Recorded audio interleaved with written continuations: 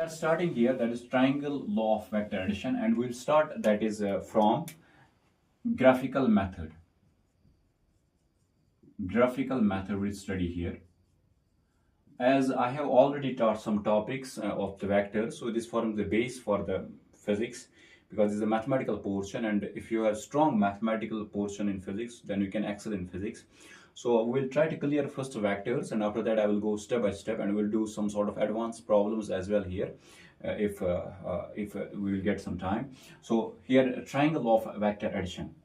I have suppose two vectors, and I will do it by graphical method. I have suppose two vectors. We have vector A, and another vector is vector B.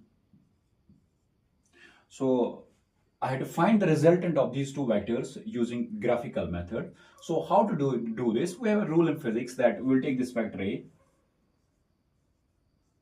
and I will take this vector B. I will shift this vector B parallel to itself. So I will take this vector B like this. So this will be our vector B, and I have shifted this vector parallel to itself, and our vector B shall not change because any vector, when we shift the vector parallel to itself, the vector does not change. So here B will be same again. And now I will join the tail of this vector A with the head of vector B. So this vector will give me the resultant of the vector A and vector B. So I can write here that R is equal to vector A plus vector B. You can see here that these two vectors, that is vector A and vector B, they form the sides of a triangle, and both are in the same order.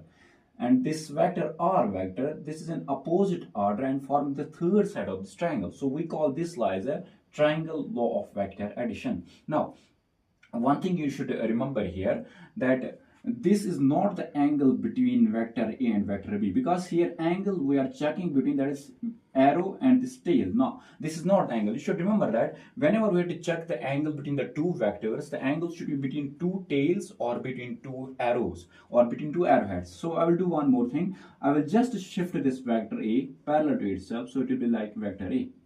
So now this will be the angle between vector A and vector B. So here, by triangle of vector addition, we can say that if we have two vectors, that's vector A and vector B, and we want to add these two angles, so we will take these two sides in such a way that these two vectors are in the same order and they form the two sides of a triangle. Then this third side, and which is in opposite order to vector A and vector B, it will give me the resultant of these two vectors. So we call this law as triangle law of vector addition.